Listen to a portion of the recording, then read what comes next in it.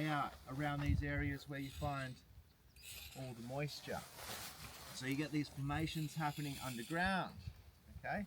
Kind of like forming like a bit of a sandstone. Starts to harden up like cement. You can pick these up and you can have a look, and you can even see like the fine little sand particles on there that have pretty much just been stuck together, which looks like with glue, okay? But you have these weird formations happening underground when the ground starts to harden up from that. Alright, so they're forming underground over many years. Alright, now we have a lot of bushfires in Western Australia. Okay, and one key fire starter is that hot sun that's over there. It gets really hot out here. Sometimes it gets up to 50 degrees. Okay, other times you can get rain clouds, a bit naughty, and lightning can come down and strike the ground, and that can start fires. So thunderstorms can start as well. Especially the Australian bush can get very dry, okay? Especially in Western Australia and out in the northern parts. You find that in the southwest at the moment, but it's not normal because normally they'll get rain pretty much all year round. It's very dry at the moment though because they're in a bit of a drought. So bushfires are a threat, and mainly started from the sun or thunderstorms, and pretty much the Australian bush needs a good fire because the smoke will release the seeds from the trees, okay, so new life can grow.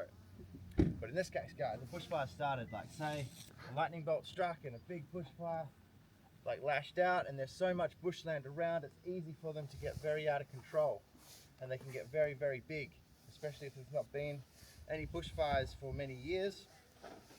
So big fires come through and burnt all the trees, away the bird flew away.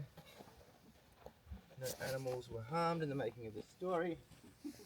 Okay, so now like all the bush is gone, it's burnt away, and there's nothing much left. And do you remember what you seen when you came into Lancelin with the big fire? And then you could see like all the sand dunes. So yeah, it's not normally like that because normally all the bushland kind of like keeps the ground together. But now that land's really struggling because we get a lot of strong coasterly winds.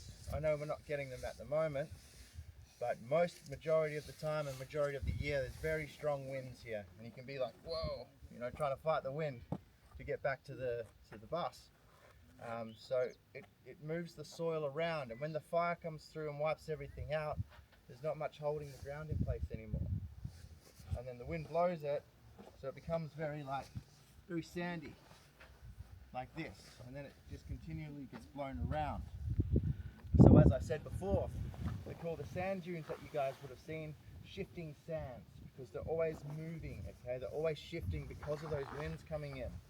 So you might have like a big sand dune here, and the wind's blowing, and then that gets smaller and smaller. And then maybe there's another bigger one over here because all that sand gets blown over to this side now and piles up. So they're always moving and shifting. So the same thing happened here. Now there's not much holding the ground in place because of the fires. Okay, the wind started to blow, and over all the many years, the wind's blown the sand. Whoosh.